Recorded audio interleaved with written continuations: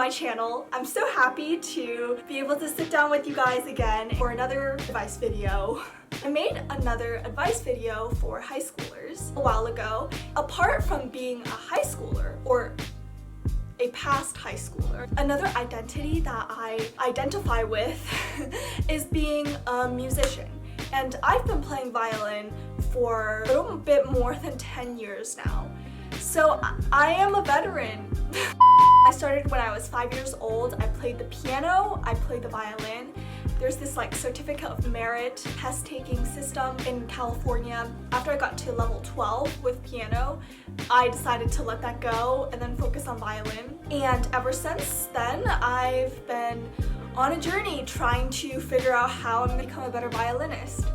And I'm still learning, but I've grown a lot over the years with my instrument, and I've learned a lot of things. And I have a lot of advice to give for any student musicians out there, whether you're in elementary school, middle school, high school, or if you're maybe a college student. As long as you're a student, this video applies to you.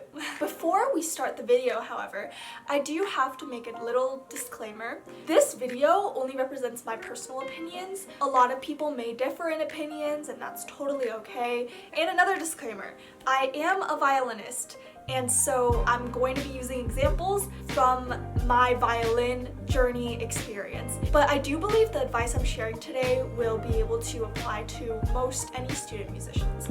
So yeah, let's get right into the video with my first piece of advice. My first piece of advice. This would have to be finding a compatible teacher. Teachers are honestly so important to the development of a student musician. Whether that is technically, musically, even mentally, they just have such a strong influence. There is no perfect teacher in this world. It's all about which teacher is your best fit.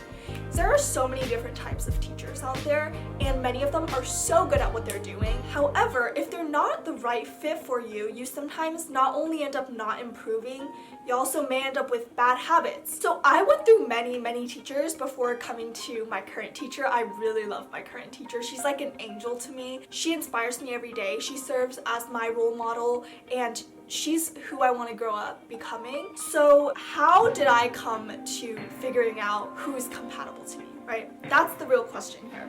It's important to identify teachers' teaching methods and whether they would align or be able to work well with your learning habit. Personally, in my experience, I definitely wanted a teacher who had the patience to walk me through how I can improve, how I can practice this, how I should be thinking when I'm practicing, when I encounter a problem, how specifically do I need to adjust my fingers, my hands, my posture to make it work for me. I needed that from a teacher, and obviously there are a lot of great teachers out there who that's not necessarily their teaching method, so they wouldn't work well with me. I've gone through a lot of teachers that were like that. Oh, the light just suddenly went on. They're great teachers, but just personally, they weren't the right fit for me, and I was actually being hindered in my growth as a violinist. So something else that I really struggled with was confidence and self-esteem in my own playing. So when I was looking for a teacher, I definitely wanted someone who can lift me up rather than bring me down. Someone who can encourage me. Obviously, if you're a learning student and you're not doing well in a certain area and your teacher calls you out on it, sorry, but you gotta deal with it, okay? Because that's them being honest with you, and sometimes that's really necessary. But in my case scenario, I really needed encouragement because I lacked confidence and self-esteem when it came to finally performing on a stage and expressing myself musically. And I think my teacher, she's so sweet. She always tells me, like, they're lucky to hear you. For anyone out there who needs to hear this, they're lucky to hear you. In conclusion, know what type of student you are, know what type of teacher that you're looking for, because there's gonna be so many amazing teachers out there who just aren't gonna be able to give you what you need. Alright, so on to my next piece of advice. My computer's just down here because I can't keep holding it up like this. Patience and attention to detail and reflection is critical when you're practicing. If you truly want to improve, you need these three things. You have to keep yourself in check when you're practicing. If you don't, it's a waste of time. Don't ignore a foul note. I think every note has its life. Make sure you treasure every note, bring out its purpose. Dude, I struggle with this. I feel like a lot of this advice I'm giving to you guys, but I struggle with it personally as well. So know that this video is as much for you guys as it is for me. So just, yeah, we're all in this together. Keep your ears open and listening. It's so important. Always be listening to your playing, because that's the only way you can find what you're struggling with. You're able to hear what is the problem, and then you're able to fix the problem. But that requires a lot of reflection and attention to detail. For example, for me, obviously a thing that all violinists struggle with is intonation. It's just inevitable. It's so difficult. I think the first step to fixing or improving your intonation is to hear it. If you don't hear it, then you can't fix it. When you choose to be ignorant, especially, I know you've done it. I've done it too. Where you hear that note's out of tune and you just ignore it and move on. No, don't do that. Reflection is also so important in your practicing, because a lot of times you're not going to be with your teacher. Your teacher won't be there to help you pinpoint down what you're struggling with, pinpoint how you should improve. No, your teacher won't be there all the time. Most of the time it's just going to be you by yourself in your room practicing. Most of the time it's that lonely, I'm telling you. That's why reflection is so important. Once you pinpoint the problem, you have to think about what is causing it. So it could be something so small, like maybe your elbow being too high, or maybe your shoulders being too tense. All of these things you have to reflect about. We're all students here, so just keep testing things out. As long as you're trying and reflecting on what you're doing, that's how you're going to improve. Patience, attention to detail, and reflection. Alright guys, for my third piece of advice, personally, I believe skill is always going to be greater than musicality. Musicality is obviously so important in the process of music making.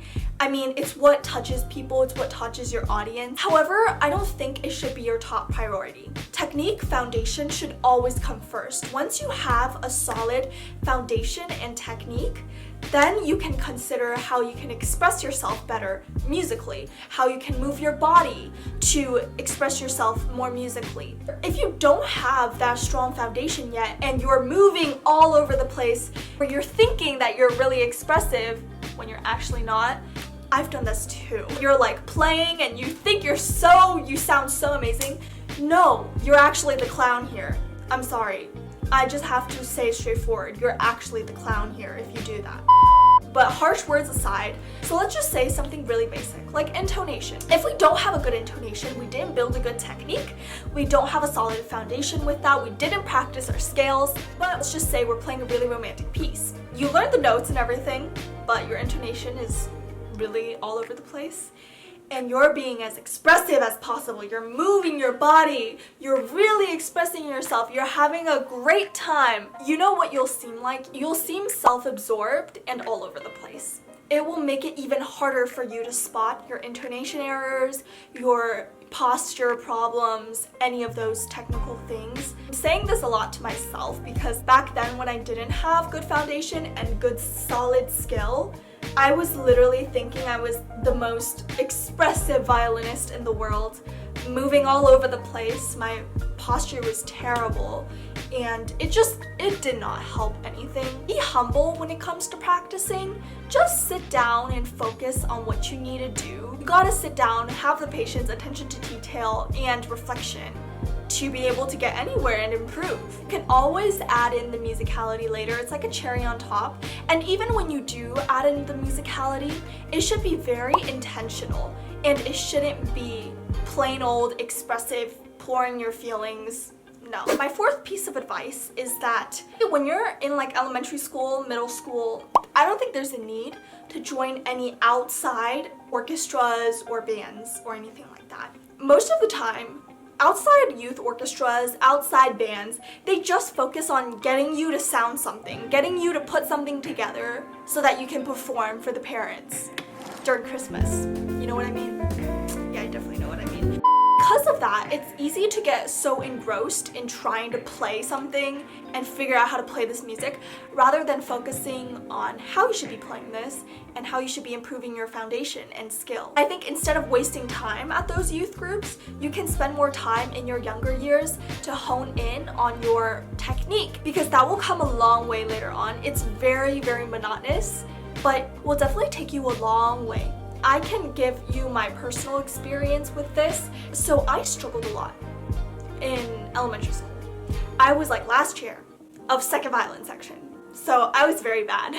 I was the worst violinist in the whole orchestra. So in middle school, I basically quit my school orchestra. I didn't do any orchestras outside of school. I just focused on myself. I focused on finding a good teacher to help me improve my technique.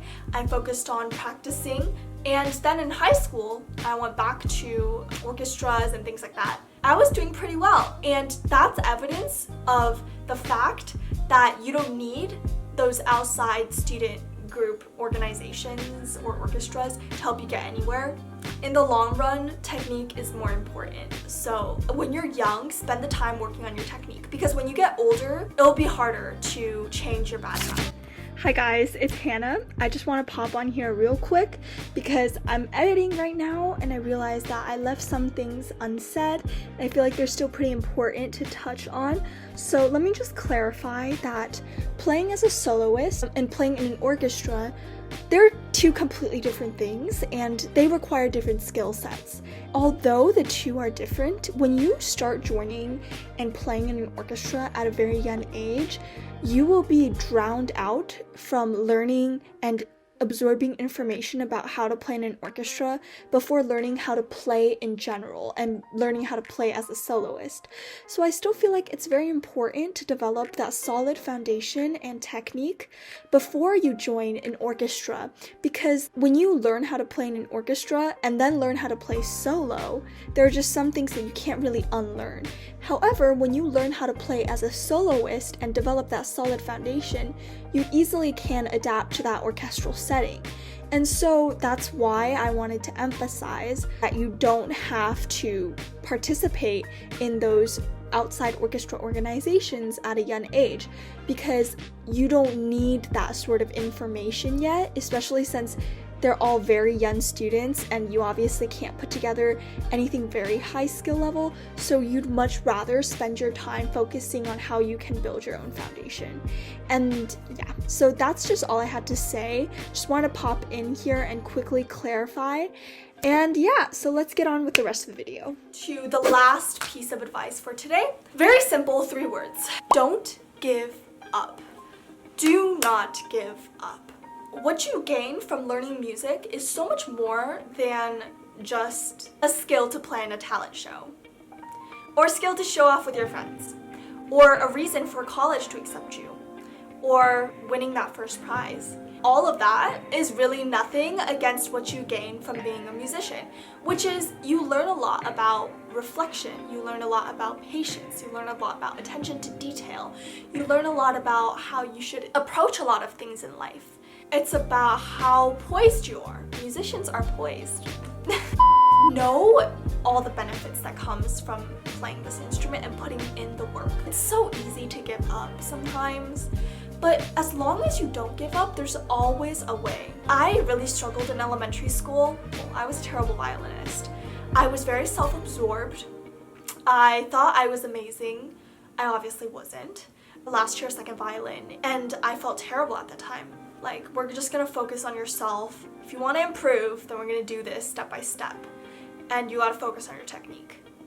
And I did just that. I found a great teacher, just another teacher that I'm very grateful for.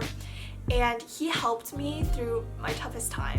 I thought I was gonna give up. My mom thought so too, but I didn't give up. And it's probably the best decision I made, because going through all of that really made me into a different person, and going through all of that made me into the person I am today.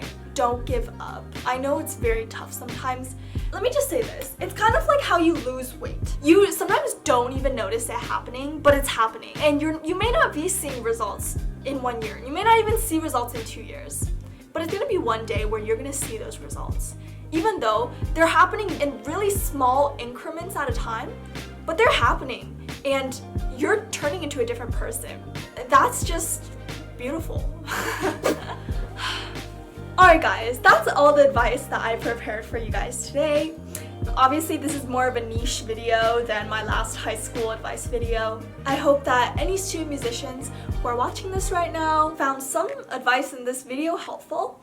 If you take away anything from this video, don't give up and keep reflecting. That's it for the video today, and I'll see you in the next video whenever that is, okay? Bye!